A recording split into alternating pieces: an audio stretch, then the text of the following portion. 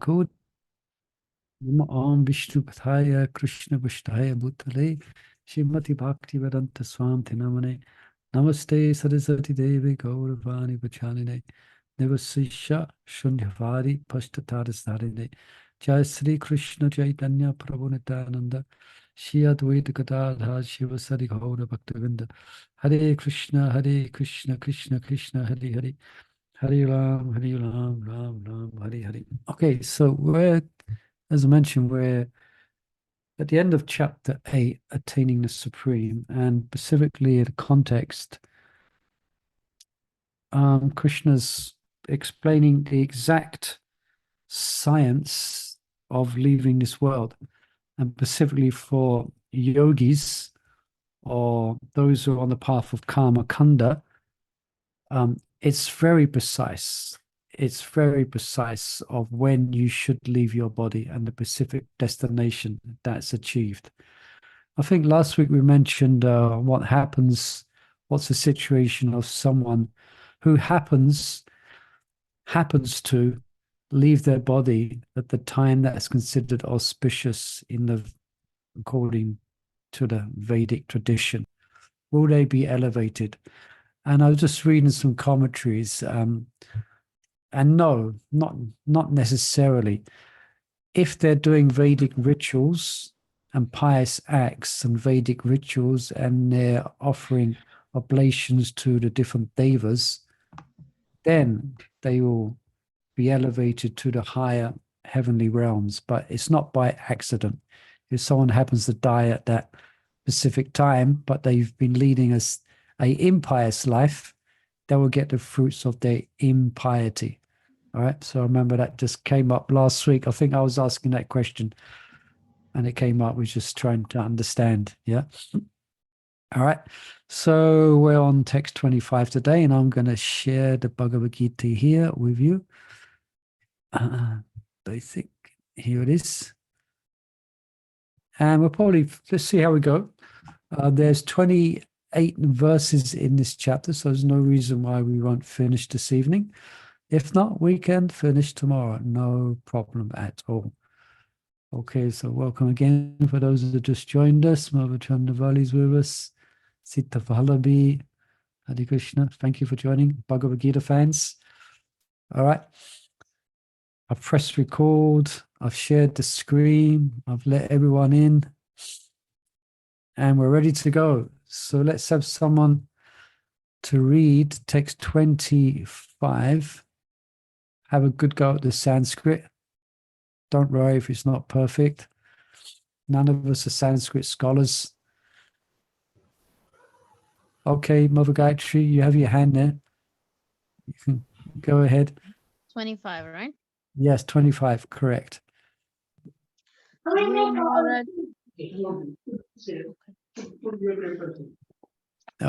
minute, we have to do some muting. Could please, devotees who are not speaking, if you could mute, makes it a little bit easier for everyone else. Okay, shall I start? Okay, yeah, try again.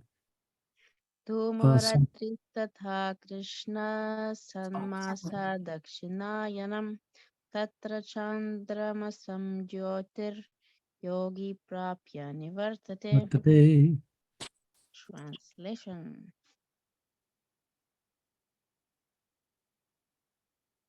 Oh, sorry, I'm just a bit busy on the screen here.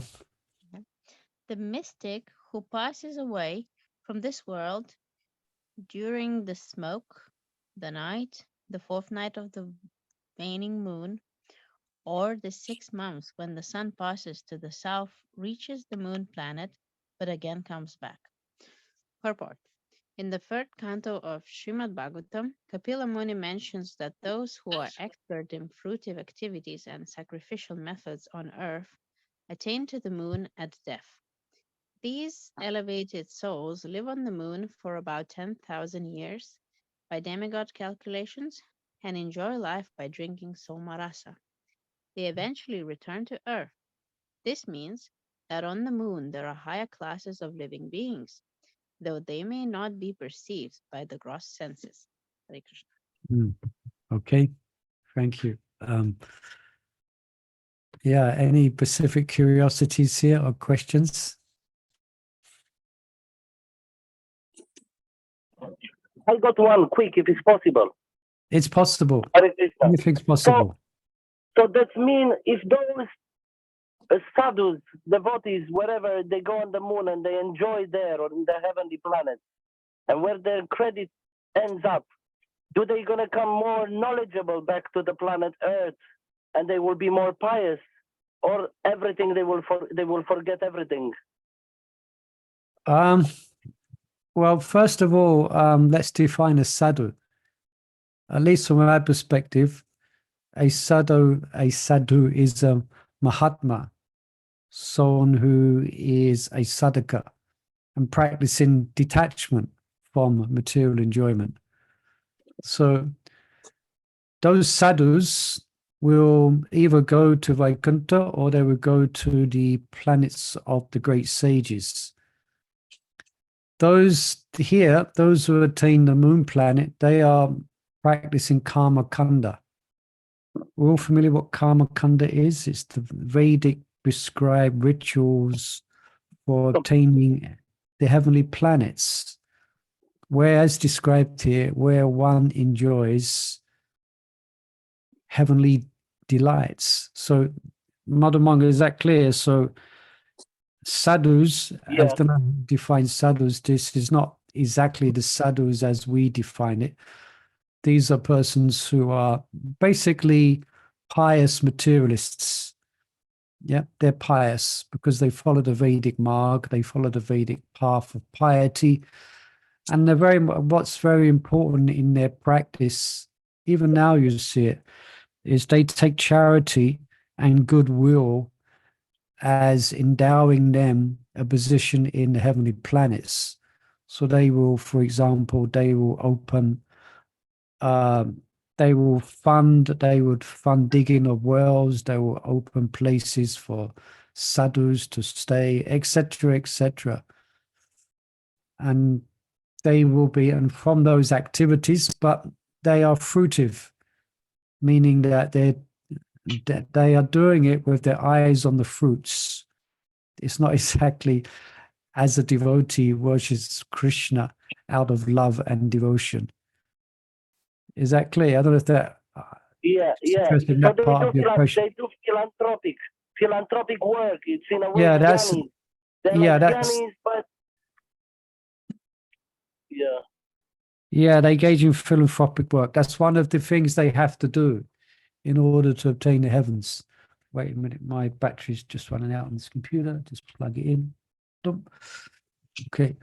It's okay. So the question would be, would they when they come back, because living in those heavenly planets, Yeah. would they gonna be more beautiful than the rest of the humans, let's say? They'll just be They more haven't pious. seen it there. They will be more pious. Let's put it that way.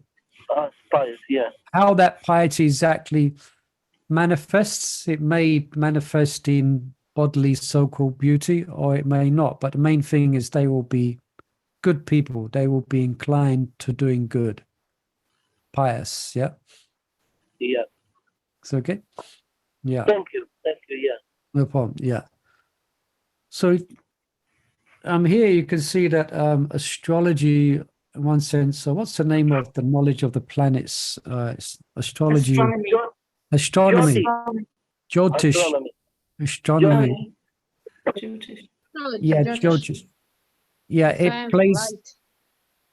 it plays a big role in Vedic sacrifices and in Vedic life, as we know. For instance, to do a particular sacrifice, they will study Jyotish, yeah, to identify a specific time to begin. And even devotees, to some degree, we employ these when we do yagna.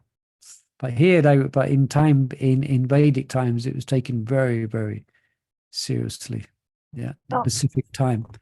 And so here, specifically, what's here is they have to be very specific of when they die. So who can do that? You have to be very, very advanced to die at the right strike of the clock at the right time. is not possible today. But some yogis would have that ability, but very, very difficult, to choose the exact time when you die. Well, there are devotees. What's an example of a devotee who chose when he would die? Bhishma. Dev. Yeah, Bhishma. everyone got that one. Grandfather Bhishma Dev, yeah. He had the benediction that he could only die when he willed it to die. So two things: he waited for Krishna's presence primarily, but also he died at an auspicious conjunction of planets. I forget what it's called. So with these two things in place, his life has departed. Yeah. But here, yeah, it's a nice story that's there in the first canto, isn't it? Second canto, the passing of Bhishma Dev. But main point here that Krishna's bringing this up is that one comes back again to earth, back down again. So what's the point? After all those rituals, all those fruitive work, all the elevation, and then one returns back to Mataloka, the place of death again. Sorry, trying to say something, I keep cutting them off. Yeah, Bhagavan, Yes. I was thinking, just like how you said they are coming back here. So where is the cutting? How are they going to get into devotional service? Is it some Agata security has to be there? Because this party is not going to bring them to devotional service. They can only come to devotional service if you give them a book. Only chance. If Nitai Mata goes on book distribution. Oh my Lord. And she gives them a book. So basically, it's by the association of a great devotee, then they can, if they take the bhakti, if they take the devotion, then as but will then be even these pious people, they can come and go. They can really get into this vicious circle, go on, just like other materialistic, isn't it? Yeah, that's why piety indicates the mode of goodness as well. So sometimes the mode of goodness can be a trap as well. But at least they have a chance because they're pious, they may befriend devotees. Because they're pious, they may give charity to devotees. So then they develop unknowing devotional piety, by which they become attracted to Shravanam Kirtanam. So at least they have a chance where they can hear from Vaishnavas. They may be kind upon the Vaishnavas, so that endows them with bhakti on Mukhi Sukriti. So bhakti is not dependent on being pious, as we know, but it definitely helps. Babu, I have one question, Babu. Adivas ceremony, that is also as per the astrological, is there a time that we do Adivas ceremony? All right, so we're doing Adivas ceremony tomorrow, Saturday evening. Even here or Himayapur, is there a timing that we look at for Adivas ceremony? Yeah, generally it's done before the actual festival. Yes. Generally it's done the day before. Yeah. Or it can be done before, like sometimes now we're, this time we're doing it the night before, which other than that, we do after deity greeting, but the proper time to do it is the day before. Okay. So we're doing it properly this time. Okay, yeah. But astrologically speaking, whenever a festival, actually it's for any samskara, it's for even wedding. If someone's getting married, then one will do an adivas before the actual wedding day. Yeah. Right? Yeah. Hare Krishna. Okay. Hare Krishna. All right. Thank you, Babu. Hare Krishna. Any questions about Somaras? No. Anyway, it comes up a few times. Somaras. It's not really understood today exactly what it is. Don't But say no. yeah, but it gives longevity, and it's generally used before the performance of a great sacrifice, will give longevity and strength to the priests I and the think demigods. longevity and beauty. All right, beauty is there as well, yeah. So also, Yeah, because it's moon planet, yeah, beauty, and attraction, all that. They say even in the planets, if somebody's moon is very strong, they will say you will see yeah, their beauty, their attraction, you can see them. yeah. So Astrology. you won't find it in Holland and Barrett, I'm afraid. No, not in the creams. Not in the creams. You won't find it in But Govinda's it's restaurant. true. It is true. Is it true, as they say at the end of the Kali Yuga, there is actually a pot saved of Somaras, and it will be I haven't given heard at the that end one. of the Kali Yuga. We're I- not interested anyway because we don't want to be there. Yeah, I haven't heard that one, Model Mongol. But as Somarasa, what is it that gives us life and Krishna vigor? Prema.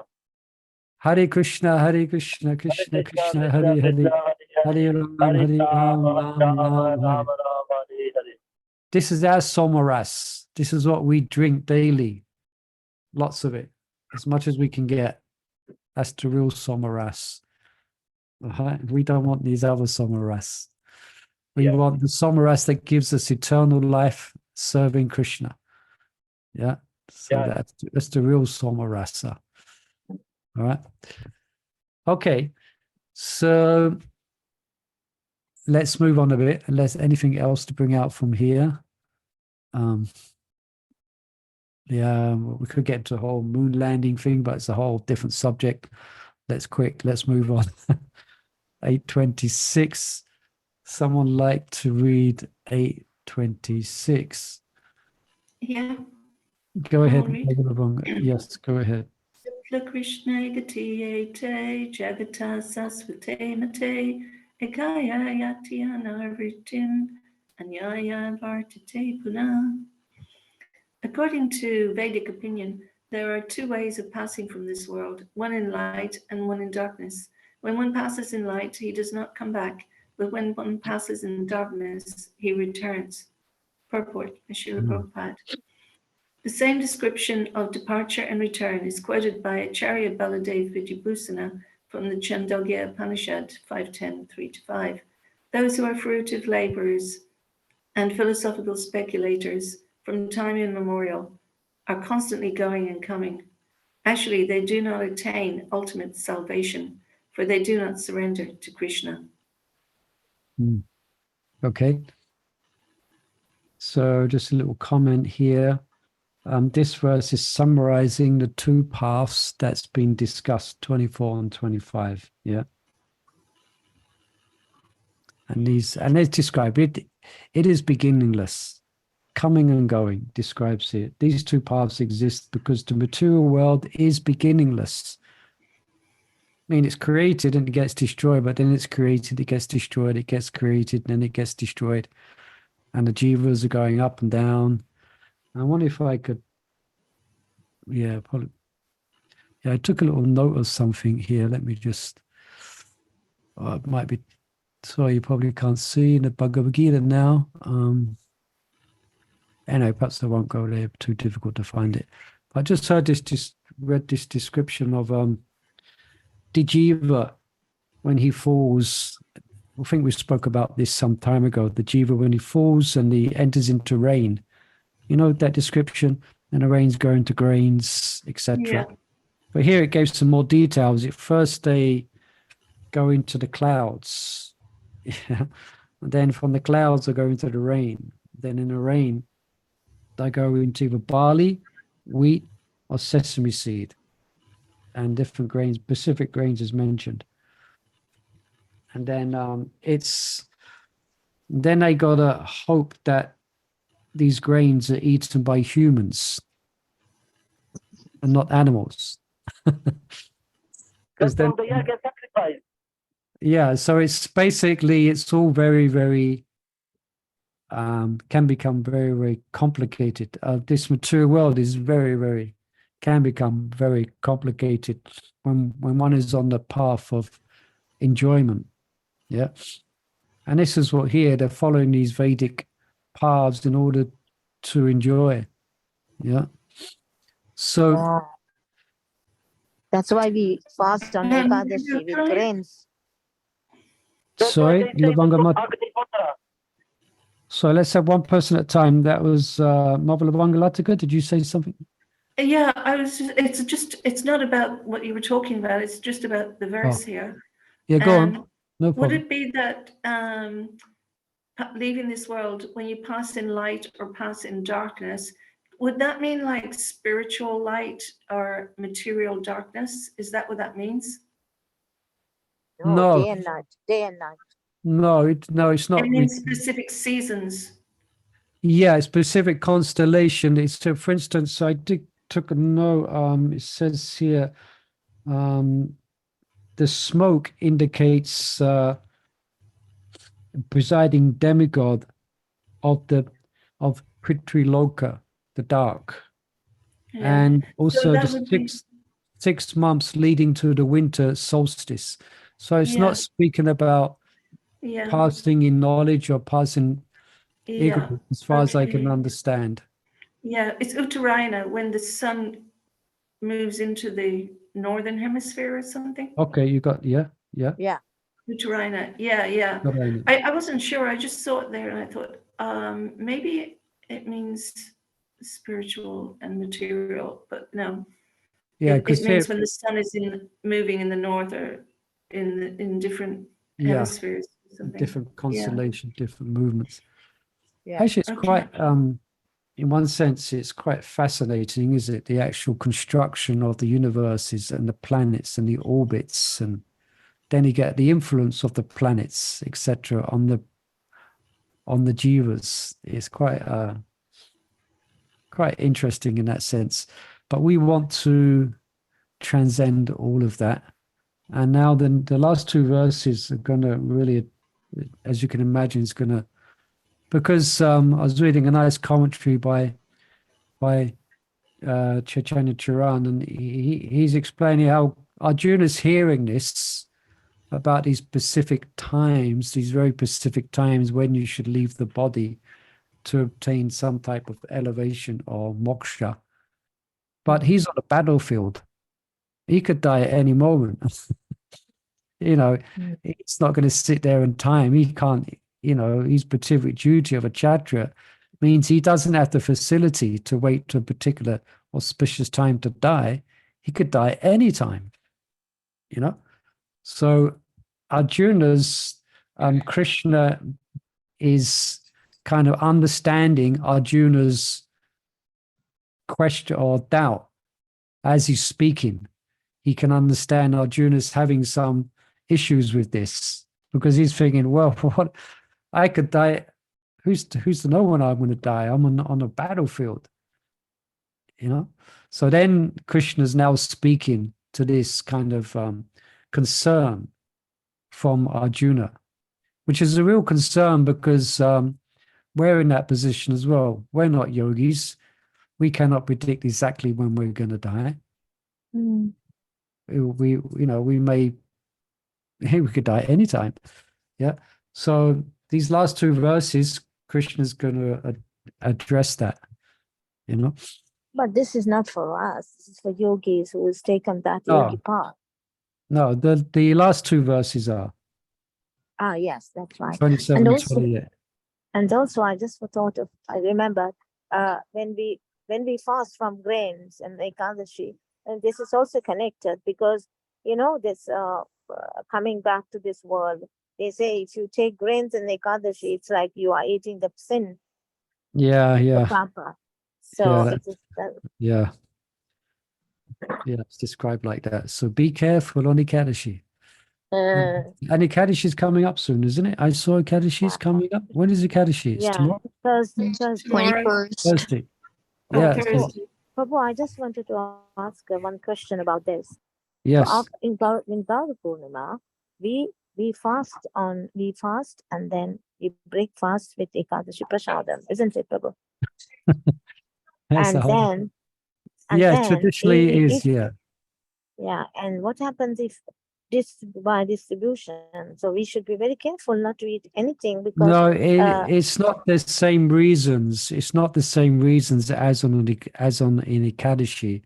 It's just a sacrifice. yeah, It's just a sacrifice for Lord. us to limit what we eat because we want to just worship the Lord, and we try and refrain.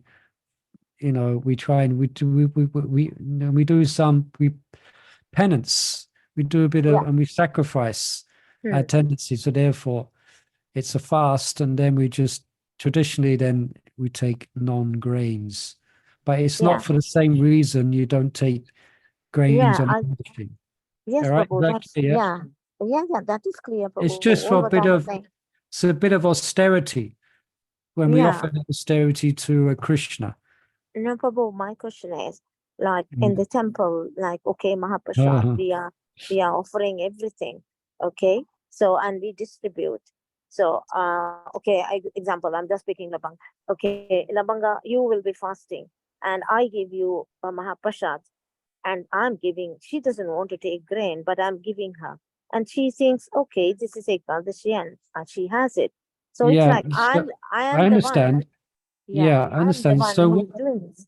So what you do, I mean, the temple is kind of because there's the preaching aspect and people coming for the feast, and so you're going to have devotees will have their own particular vows that they follow. So some devotees, myself, I will not eat grains on that day. Yeah. But if someone comes to offer, then you can put your hands, you can pray your obeisances too, and say no, thank you. Or you can take it for the next day, or you can offer your obeisances to the Mahaprasad. Okay. And it's not considered an offense. Yeah. All right. Yeah. Okay. Okay. Let's get into 827. So what fortunate person would like to read 827? Can I read, Prabhu? Yes, please. Thank you, Mother. You haven't read for some time. Thank you. Payal. Yeah. 827. Let me just move the screen. There you go. Hare Krishna. Hare Krishna. Go ahead. Is it from Naites? Is it from here? Yeah, that's it. Okay. Naitishriti. Naitishriti Partha Janan Yogi Muharti Kaschana Tasmad Sarvesu Kalesu Yoga Yukto Vavarjuna. Translation by Srila Prabhupada. Although the devotees know these two paths, O Arjuna, they are never bewildered, and therefore be always fixed in devotion. Purport. Krishna is here advising Arjuna that he should not be disturbed by the different paths the soul can take when leaving the material world. A devotee of the Supreme Lord should not worry whether he will depart by arrangement or by accident. The devotee should be firmly established in Krishna consciousness and chant Hare Krishna. He should know that concern over either of these two paths is troublesome. The best way to be absorbed in Krishna consciousness is to be always devoted in his service, and this will make one's path to the spiritual kingdom safe, certain, and direct. The word yoga yukta is especially significant in this verse. One who is firm in yoga is constantly engaged in Krishna consciousness in all his activities. Sri Rupa Goswami advises Anasaktasya visayan yatharham upayunjata. One should be unattached in material affairs and do everything in Krishna consciousness by this system, which is called Yukta Vairagya, one attains perfection. Therefore, the devotee is not disturbed by these descriptions, because he knows that his passage to the supreme abode is guaranteed by devotional service. Service. Thank you, Hare Okay. Krishna. Thank you, Hare Krishna. All right, so we can sigh a sigh of relief, as they say, a sigh of relief.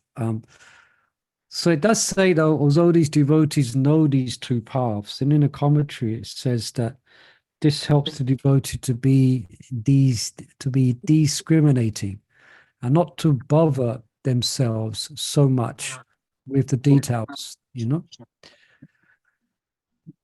But any specific questions or comments that come up here?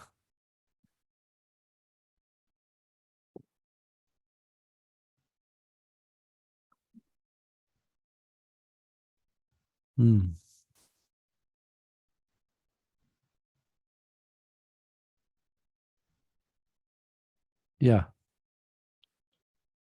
It's quite complete. No need to worry. Whether we depart by arrangement or by accident. Yeah. Let me just read a little bit here. Interesting. Again, this is from Chaitanya Charan. Krishna reiterates his endorsement of bhakti, while addressing Arjuna's concern about untimely death. Someone said he urges Arjuna to fearlessly stay engaged. You showed your hair. You know, Hare Krishna. Oh no! Look how bad it is. You see? We just need some muting there. Look at it. Yeah. Let me. Hare Krishna. It's good to see you. Who's that? That's mute. Hare Krishna. All right. Was that me? I'm sorry. It's okay, no problem. Sounded quite entertaining. Yeah.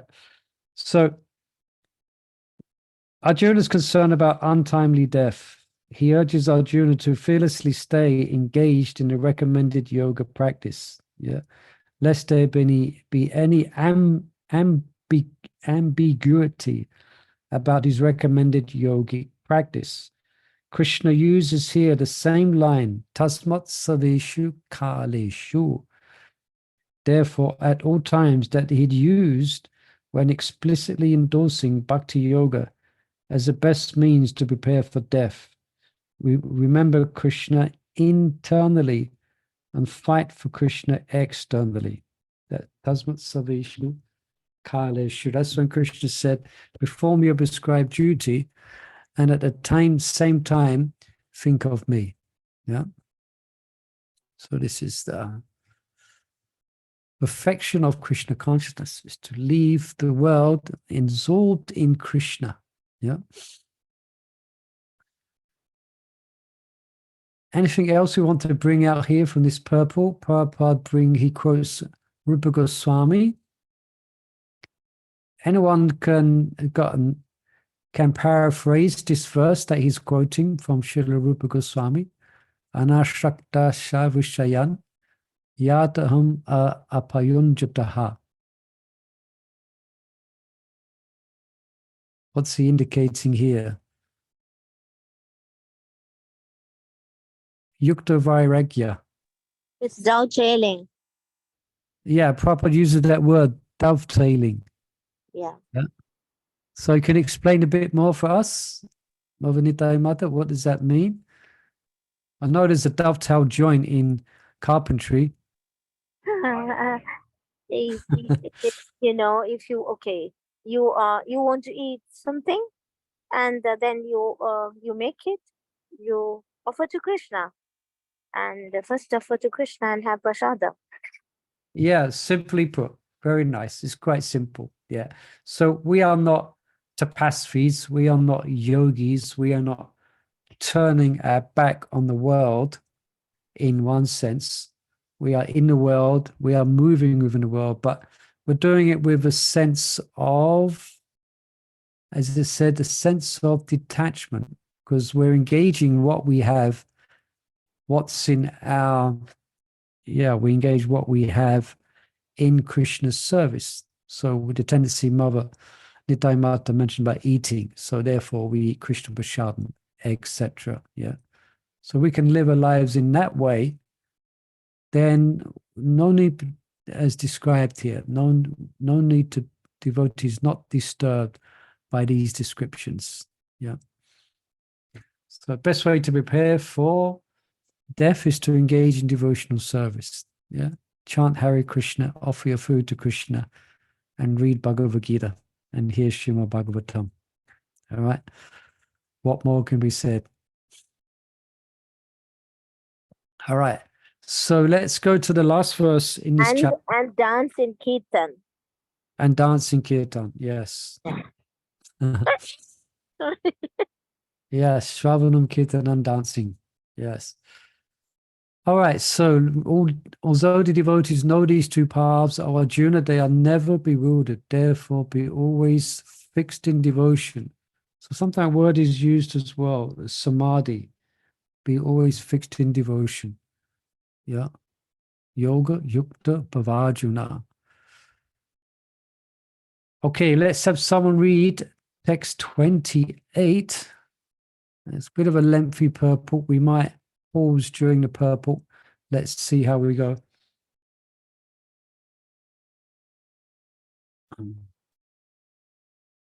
Any readers there? Should I read? Can I read? Yes, you can.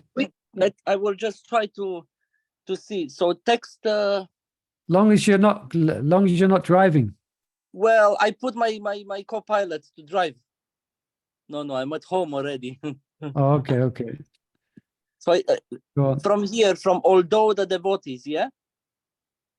Could have a go at the Sanskrit. We're having The Sanskrit here, the up, yeah. Vedi Naitre, Shuyakta Shakti. this one. Not next one. 28. Next one. Okay. The writing is not very Down. Vede, Just yeah. Vedesu yachineshu tapashu chaiva taneshu yat punya palam padishtam atyati tat sarvaidam viditva yogi param hanam apaiti chadyam. Yeah. Something like that. Yeah, it did quite well. Well done. Oh, perfect character. I don't know if it's from the big. Yeah. Sorry. A person who accepts the path of devotional service is not bereft of the results derived from studying the Vedas, performing sacrifices, undergoing austerities, giving charity, or pursuing philosophical and fruitive activities. Simply by performing devotional service, he attains all this, and at the end, he reaches the supreme eternal abode. This purport, this verse, it is to motion of the 7th and 8th chapter, which particularly deals with Krishna consciousness and devotional service. One has to study the Vedas under the guidance of the spiritual master and undergo many austerities and penances while living under his care. A brahmachari has to live in the home of the spiritual master, just like a servant, and he must beg alms from door to door and bring them to the spiritual master. He takes food only under the master order. And if the spiritual master neglects to call the student for food, that day the student fasts. These are some of the Vedic principles of the observing brahmacharya. After the student studies the Vedas under the master for some time, at least from age 5 to 20, he becomes a man of perfect character. Studying of the Vedas is not meant for the creation of armchair speculators, but for the formation of character. After this training, the brahmachari is allowed to enter into the household life and marry. When he is a householder, he has to perform many sacrifices so that he may achieve further enlightenment. He must also give charity according to the country. To the country? Yeah, according to the country, time, and condition, candidate. Discriminating among charity is goodness, in passion and in ignorance, as described in Bhagavad Gita. Then after retiring from householder life, upon accepting the order of Vanaprastha, he undergoes severe penances, living in forests, dressing in tree barks, not shaving, etc. By carrying out the order of Brahmacharya, householder life, Vanaprastha, and family sannyasa, and finally sannyas, one becomes elevated to the perfectional stage of life. Some are then elevated to the heavenly kingdom, and when they become even more advanced, they are liberated in the spiritual sky, either in the impersonal Brahmajyoti or in the Vaikuntha planets or Krishna Loka. This is the path outlined by the Vedic literature. The beauty of Krishna consciousness, however, is that by one stroke, by engaging in devotional service, one can surpass all the rituals of the different orders of life. The word idam viditva indicates that one should understand the instruction given by Shri Krishna in this chapter. And the seventh chapter of Bhagavad Gita, one should try to understand this chapter not by scholarship or mental speculation, but by hearing, then in association with devotees. Chapter 7 through 12 are the essence of Bhagavad Gita. The first 6 and the last 6 chapters are like covering for the middle 6 chapters, which are especially protected by the Lord if one is for... Oh, sorry. Yeah, okay. There you go. If one is fortunate enough to understand Bhagavad Gita, especially these middle 6 chapters, in association of devotees, then his life at once become glorified beyond all. Penances, sacrifices, charities, speculation, etc. For one can achieve all the results of this activity simply by Krishna consciousness. One who has little faith in Bhagavad Gita should learn Bhagavad Gita from a devotee, because in the beginning of the 4th chapter, it is stated clearly that in Bhagavad Gita can be understood only by devotees. No one else can perfectly understand the purpose of Bhagavad Gita. One should therefore learn Bhagavad Gita from a devotee of Krishna, not from mental speculators. This is a sign of faith. When one searches for a devotee and fortunately gets a devotee's association, one actually begins to study and understand Bhagavad Gita. By advancement in the association of devotees, one is placed in devotional service, and this service dispels all one's misgivings about Krishna or God and Krishna's activities, form, pastimes, name, and other features.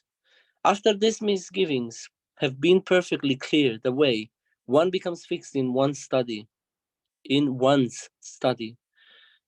one relishes the study of Bhagavad Gita and attains the state of feeling always Krishna consciousness. In the advanced stages, one falls completely in love with Krishna.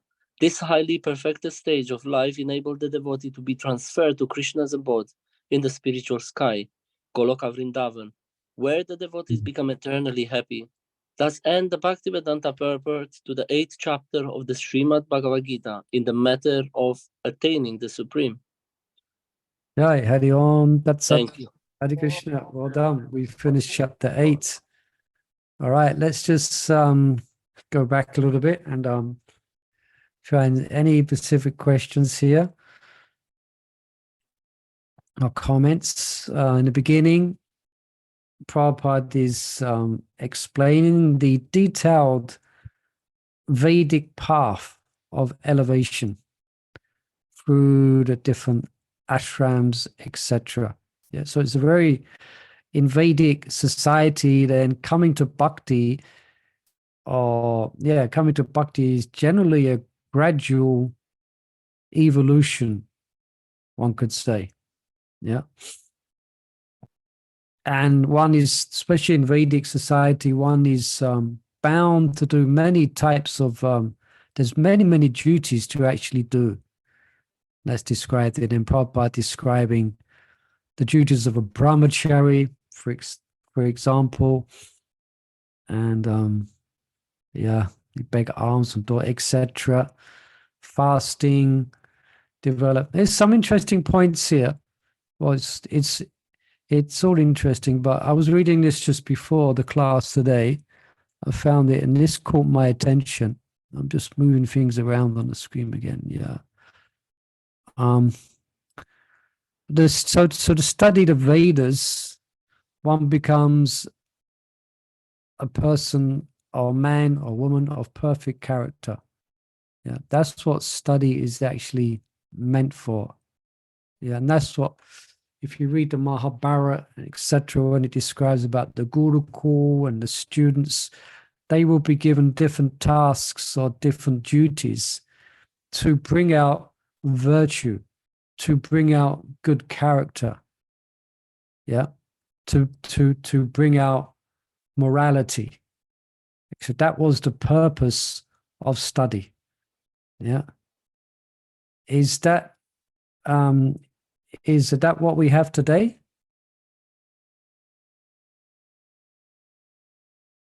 Any if you're nodding yes, no, it's not what we have today. Yeah. Actually, generally what happens, what can happen. One time I was watching this interview with one teacher or teachers, ex-teachers who gave up teaching. And I was describing quite graphically the degradation of the teaching and environment. Not everywhere, but specifically in some states, in some places in America, where children may come from a pious family, or they may come as generally their character is kind of okay. Then they join school or college or university, and they become, and the teacher's describing quite emotionally how the students become like animals. Yeah? They lose all good qualities, even if they had them. Yeah. But anyway, so here, the Vedic path, or the idea here is to become good in character. So anyway, it's kind of off the point, but I found that interesting. And then brahmachari, etc. And here, by carrying out the orders of brahmachari, household life, vanaprastha, and family life, one becomes elevated to the perfectional stage of life. Some are elevated to heavenly kingdoms, some go to the spiritual sky, the Brahmajyoti or Krishna Loka. Interesting, Prabhupada says that there. They go to Krishna Loka. Then he says, the beauty of Krishna consciousness, however, is that by one stroke, just by taking up the activities of bhakti, then your character becomes as if you have been through this whole process. You become purified. Your character becomes purified as if you had done this whole Vedic marg, this whole Vedic path, simply by chanting the holy name and engaging in Krishna's service. Yeah, what's that? Yashasti Bhakti Bhagavati Akinchanai was one well-known verse that simply by engaging in pure devotional service, one develops all the characteristics, the good ones of the demigods. Yeah. So even if we're coming from a unsavory background, as soon as we take to the process of bhakti, we can develop good character. Yeah. And Prabhupada, I think he mentions in that regard that sometimes you see even those who are proclaiming to be teachers, they may have many bad habits, but our students, they have all good habits in their life, like that. All right. So anything else before we might go into chapter 9? I'm going to read. I was remembering. Sorry. I was just thinking. I was remembering when Srila Prabhupada gave, this Yasumati Nandan Prabhu went to give invitations for Krishna Balram temple opening, and this Gaudimanto, Srila Prabhupada disciple, they said, "I'm not coming. for this, because all these militias, they all are become Brahmins. So why I should come for this ceremony? Yeah. You know, and then they quoted he said, no, it's by quality. It's nobody is by birth becomes a Brahmana. It's just by practice. And even after quoting that, Yasumatinandana Prabhu, they didn't like it. They still didn't accept it. So Srila Prabhupada said, I was listening. He said, see how the false ego, how the envy and false ego is not making them to understand the real truth. And because I heard it last Sunday in the class. So I was just thinking when you said about all this, we all have become just by the mercy of Srila Prabhupada, whatever we are today. Yeah. That there was quite a history actually. So these were Vaishnavas who were refusing to attend. So obviously, Even the Vaishnavas, they had their own the ways of thinking how somebody becomes a Brahmana or a Shudra, you know. They were not understanding what what is the position of Srila Prabhupada, why he did that. I mean, they didn't understand who is Srila Prabhupada, first of all, for him to do all this and change people like that. Not ordinary person can do. Yeah, the history is there, even to the extent that they wouldn't accept the food cooked by Prabhupada's disciples. Yes, exactly. Not all, it should be said that not all were like that, but some of them hadn't really understood, you know. So they wouldn't take prasad cooked by his disciples, you know. It's quite a history there. Prabhupada, you find in Prabhupada's purports in Chaitanya Charitamrita, if you know the history, Prabhupada speaks quite strongly about what he, you know, we should be careful. We shouldn't place judgment on Prabhupada's God brothers. I mean, who are we? No.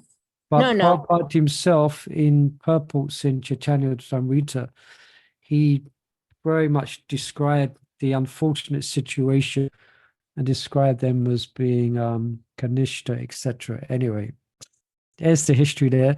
But the main point is that by developing Krishna consciousness, we can bypass all these rituals and we can attaining the Supreme. We can attain the Supreme. Yeah. All right. So any other questions or comments here? At the end, Prabhupada gives a summary of the whole process of Krishna consciousness. This is in this paragraph here. The whole process, Prabhupada is summarized here. Makes it sound so simple. Yeah. All right. So tomorrow we can begin chapter 9 and we can begin today. We've got 5 minutes. Do you want to hear the Mahatmya of chapter 9 before we begin? Let me just see how long it is. Oh, it's very short. Or do you want to hear it tomorrow? We can hear it now. Yeah, we can hear it now. Keep the nectar flowing. 5 minutes. Okay, this is... Tomorrow may never come. Yeah, good point. Tomorrow may never come. Quick. Okay, the glories of chapter 9. So we're going to be reading this from tomorrow. So Lord Shiva said, "My dear Parvati, now I will relate to you the glories of the 9th chapter of Srimad Bhagavad Gita. Once upon a time, in a town named Mahishmati, on the banks of the Narmada River, were one Brahmana of the name Madhava. That Brahmana very strictly followed all the injunctions of the Vedas that we just read, and possessed all the good qualities of the Brahminical class. Due to his being so learned, he would receive a lot of charity.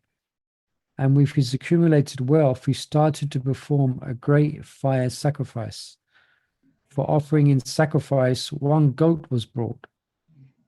And when they started to cleanse that goat in preparation for its sacrifice, to everyone's great surprise, the goat started to laugh. And in a loud voice said, all right, this is a special goat, okay? Oh, Brahmana, what is the benefit of performing so many fire sacrifices that simply bind us up in the wheel of birth and death? Just see my position due to my performing so many fire sacrifices. So this is the goat. So he's performed so many fire sacrifices. Now he's going to be sacrificed. When everyone gathered there, they heard the words of the goat. They became curious. And that Brahmana inquired with folded hands, how did you become a goat? In your previous life, which caste did you belong to and what activities did you perform? The goat replied, oh Brahmana, in my previous birth, I was born in a very pure family, a pure Brahman family, and I very carefully performed all the ritualistic activities enjoined in the Vedas. One day, my wife wished to worship Durga so that our child might be cured of his disease. For this purpose, she requested me to bring one goat. When we sacrificed the goat at the temple of Mother Durga, the goat cursed me. O sinful, lowest of all, you wish to make my children fatherless.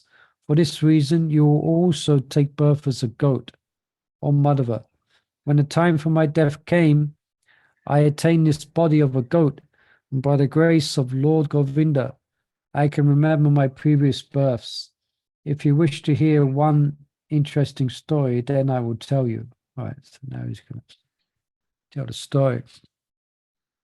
In a place known as Kurukshetra, which is capable of giving liberation, there once lived a king of the name Chandrashama, who was in a dynasty of the sun god. Once, at the time of the solar eclipse, the king wished to give charity to one Brahmana. Included in that charity was a Sudra, whose body was completely black. After going with his priest and taking bath in the sacred lake, putting on clean cloth and applying sandalwood, he returned to his place. With devotion, he gave charity to a qualified Brahmana.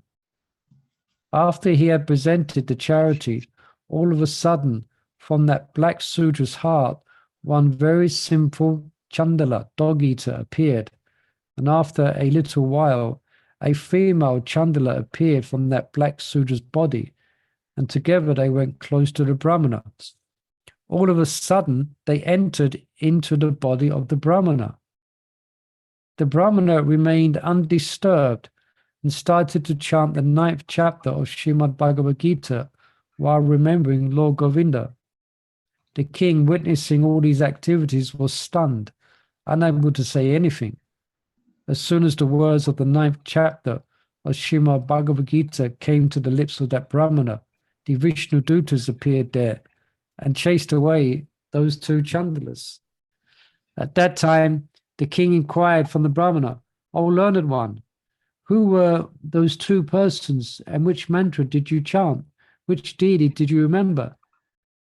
The Brahmana replied, taking the form of a Chandala, sin personified appeared along with offense personified in the form of the female Chandala. At that time, I started chanting the 9th chapter of Srimad Bhagavad Gita, which is capable of releasing one from all fearful situations. By reciting the 9th chapter of Bhagavad Gita, which starts tomorrow, I am always able to remember the lotus feet of Lord Govinda. Upon hearing this, the king learned the chanting of the Srimad Bhagavad Gita 9th chapter from the Brahmana. Gradually, he managed to attain the lotus feet of Govinda. When Madhava heard this discourse from the goat, special goat, he immediately freed the goat and started to engage in reciting the 9th chapter of Bhagavad Gita daily. Thus, he also gain the lotus feet of Lord Govinda. Hare Krishna. So there you go. That's the glorification of the 9th chapter. All right. Thank you, everyone. Let's pause there. And tomorrow we'll dive into chapter 9. Okay. Hare Krishna, just as an advertisement, you may have seen, some of you, that we're doing back to Sastri here in the temple again after a long time. And so you see the posters on our various communications. It starts in May. So anyone who would like to get into really nice, deeper study of Bhagavad Gita, Nectar of Instruction, Isha Upanishad, and Nectar of Devotion, can look out for that. You can do, if you want, you can do segments of it. You can just do Bhagavad Gita or just do Nectar of Devotion. Okay, so that's on each Sunday from 10:30 to 1:30. All right, so look out for that if you're so interested. Okay. And But for only that- in person is available? Or Yeah, online as well? no, we're just doing in person. No. Yeah, sorry about that. This will be in person at the moment. Yeah, we're trying to get things going here in person. Wow, Model Mongols had a haircut. You look great. Yes, I was just thinking. I was just thinking, what happened to your beautiful curly hair? Elvis Okay. Presley is dead. What? I Elvis better Presley stop. is dead. Okay, thank you, everyone. Molly Prabhu, Oh, the Premanand.